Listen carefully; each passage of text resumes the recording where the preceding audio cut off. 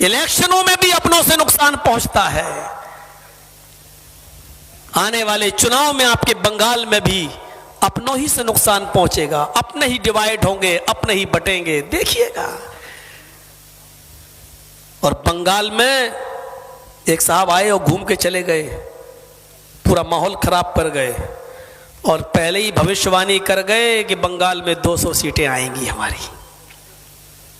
कितना भरोसा, कितना कॉन्फिडेंस, क्योंकि उनको मालूम है कि चुनाव तो हम जीतते नहीं हैं, वो तो मशीनें जितवाती हैं।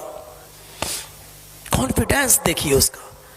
पहले कहा था ना 300 से ज्यादा मेरी एमपी की सीटें आएंगी और 300 से ज्यादा आई। समझ लो वो इशारा कर गए। और बहाना क्या होगा? मुसलमान खुद ही आपस में बटे हुए थे। थोपड़ा इल्जाम हमारे सरों पे आने वाला है, याद रखिएगा। अब तो सुना है कि कोई मौलवी भी बगावत कर रहा है, बहुत बड़ा पीर माना जाता है, वो भी मोर्चा खोले बैठा है, वो भी अपनी पार्टी बनाए बैठा है, वो भी चाहता है कि अब वोट। ये सब एजेंट है, एजेंट। रब्बे काबा की कसम, दलाल है दलाल, बिके हुए हैं। और इस बात को मैं काबे के रब की कसम खा के कह रहा हूं, रब्बे काबा की कसम बिके हुए हैं।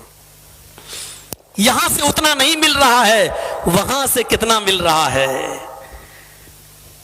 अरे जब टीवी के चैनलों पर डिबेट करने वाले मौलवी बिके हुए हैं, कहां जा रहे हो आप?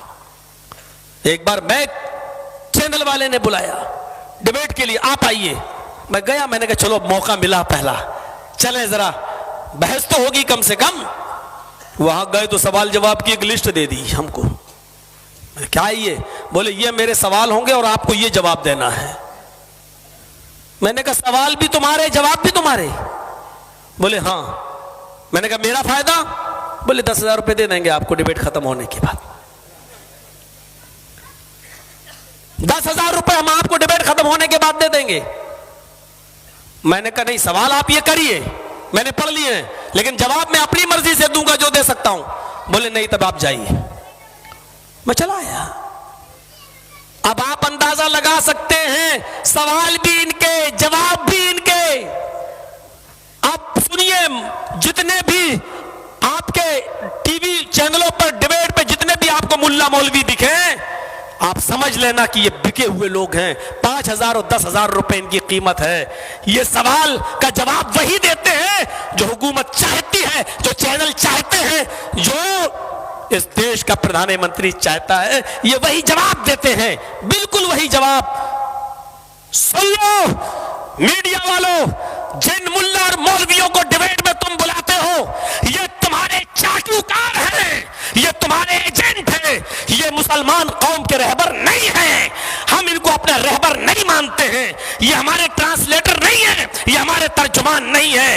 ऐसे मौलवी जर्जीस के बूट और तलवे के नीचे नहीं मानता इनको मैं अपना रहबर, नहीं मानता मैं इनको अपना कायद। ये तुम्हारे चाटुकार हैं, ये तुम्हारे नोटों की गड्डियों पर पलने वाले लोग हैं। और ऐसे मुल्ला और मौलवियों को मौलवी जर्जीस अपने पैर की जूते की ठोकर पर ठुकराता है, नहीं मानता इनको मैं अपना कौम का रहबर।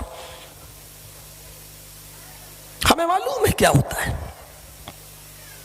देखिएगा आपके यहां गेम वही खेला जा रहा है, वही नंगा नाच जो बिहार की सरजमीन पर नाचा गया, वही नंगा नाच नाचने की यहां पर भी तैयारी हो रही है। बंगाल को भी गुजरात बनाने की तैयारी शुरू हो चुकी है।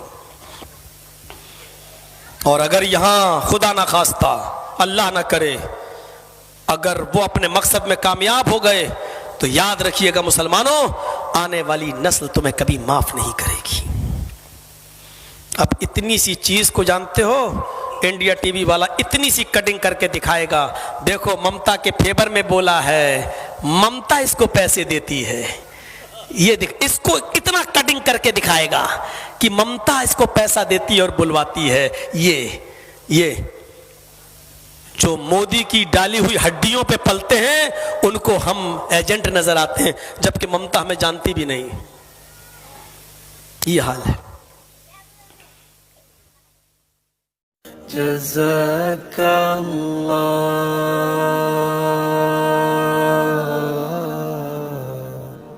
जज़ाकल्लाह।